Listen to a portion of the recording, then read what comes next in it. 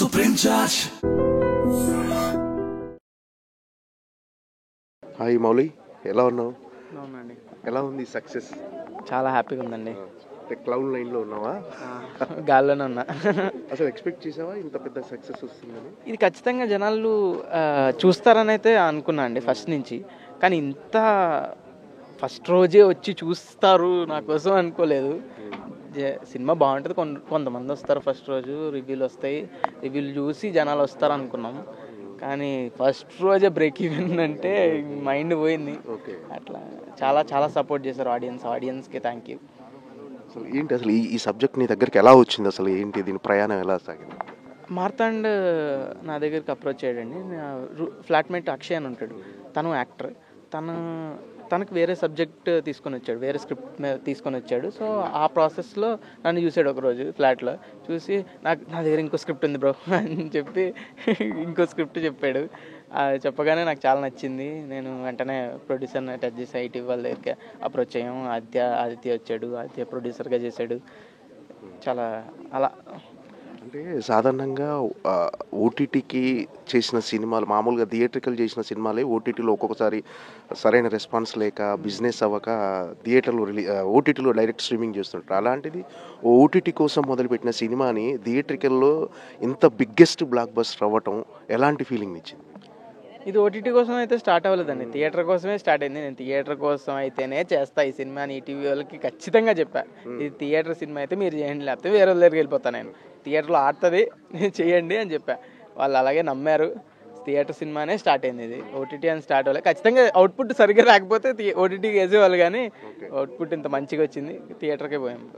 అంటే అన్ని థియేటర్లు తిరిగావు కదా, థియేటర్లలో నీకు వస్తున్న రెస్పాన్స్ చూస్తుంటే నిజంగా అందరు ఓపెనింగ్ అంటే ఇందాక ప్రెస్ మీట్లో చెప్పినట్టుగా నువ్వు కనపడిన ప్రతి షాట్ అందరు క్లాప్స్ కొడుతున్నారు. ఏంటి అసలు నీ మ్యాజిక్ ఏంటి అసలు?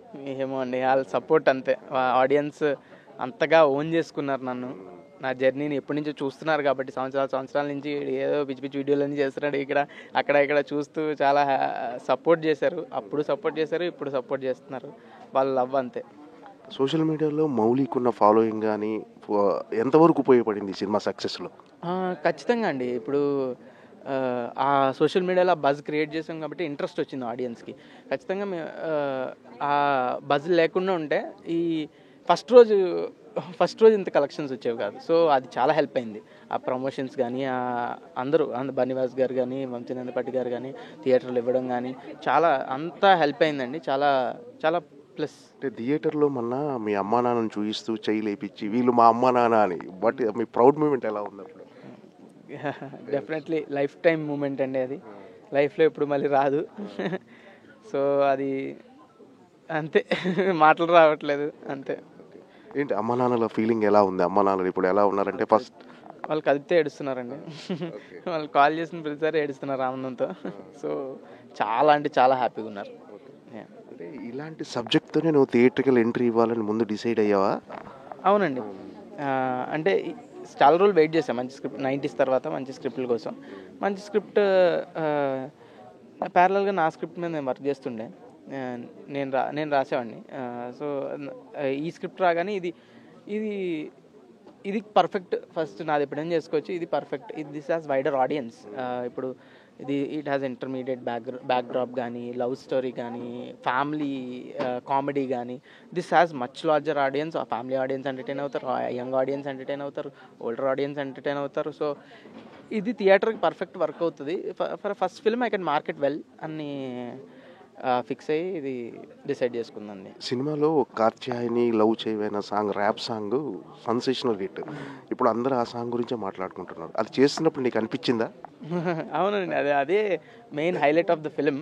ఆ పార్ట్ అక్కడి నుంచి highlight of the film climax వరకు. సో అది ఫస్ట్ నుంచి అనుకున్నదే. ఇంకా డీసెంట్గా తీసామేమో అని రిగ్రెట్ ఉంది అంతే. ఇంకా చిల్లరగా తీయాల్సింది అది.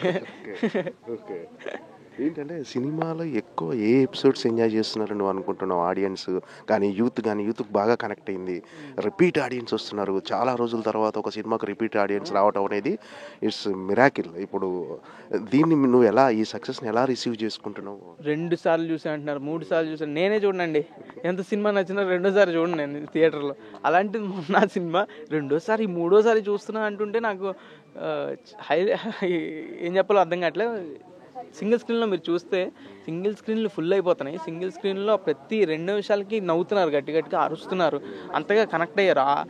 ఒకటే నమ్ముతా అండి, ఆడిటోరియంలో ఎప్పుడైతే ఎంత నాయిస్ ఉంటుందో ఆడియన్స్ నుంచి అంత హిట్ అవుతుంది సినిమా.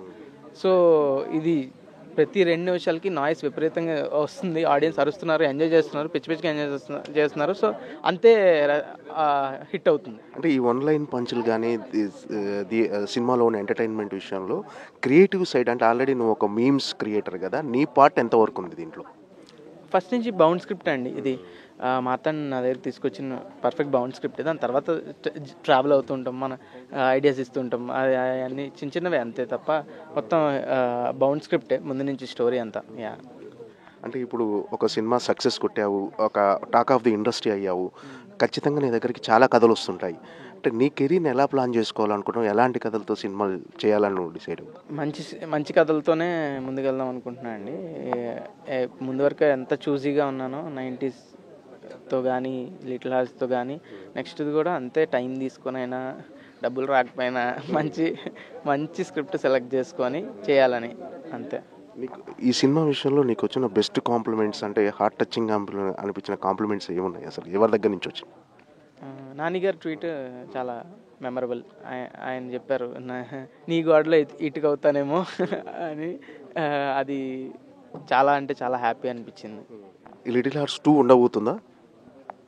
లిటిల్ హార్ట్స్ 2 ఏమో డైరెక్టర్ని అడగాలి. లేదండి ఇప్పటికైతే ఏం లేదు. ఇంకేమైనా ఫర్దర్ సినిమాలు ఏమైనా కమిట్ అయ్యావా నువ్వు? లేదండి ఇప్పటికైతే ఏం కమిట్మెంట్స్ ఏం లేవు. జస్ట్ స్టోరీస్ అయితే వింటున్నా, మంచిగా చేస్తా అంతే. Okay Mouli, all the best. Thank you. And for more videos, please subscribe to iDream. Please subscribe to iDream. Please subscribe iDream. And please subscribe to iDream. For more videos, subscribe to iDream.